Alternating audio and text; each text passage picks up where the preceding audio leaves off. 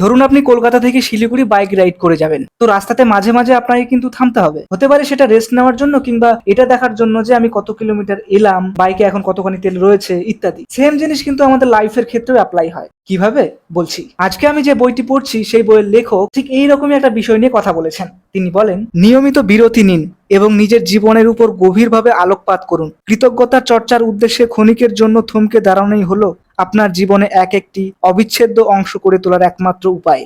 অর্থাৎ লেখক এখানে এটাই বলেছেন যে জীবনের ব্যস্ততা এবং প্রতিদিনের দৌড়ঝাঁপের মাঝেও আমাদের মাঝে মাঝে থেমে নিজের জীবনকে গভীরভাবে পর্যবেক্ষণ করা প্রয়োজন। আমরা অনেক সময় নিজেদের কাজে এতটাই ব্যস্ত হয়ে পড়ি যে বর্তমানে আমাদের জীবনে থাকা আশীর্বাদ, সুযোগ এবং প্রাপ্তিগুলোকে উপলব্ধি করতে ভুলে যাই। যখন আমরা কিছু সময় নিয়ে ভাবি যে আমাদের জীবনে কি কি ভালো বিষয় রয়েছে, তখন আমাদের দৃষ্টিভঙ্গি আরো পজিটিভ হয়ে ওঠে। এতে হতাশা, অভিযোগ এবং অপ্রাপ্তির অনুভূতি কমে যায়। তাই জীবনের প্রতিটি মুহূর্তের মূল্য বুঝতে এবং আরো পরিপূর্ণভাবে জীবনযাপন করতে হলে আমাদের নিয়মিত বিরতি নিয়ে নিজের জীবন সম্পর্কে গভীরভাবে ভাবা এবং প্রাপ্তির জন্য কৃতজ্ঞ হওয়া উচিত।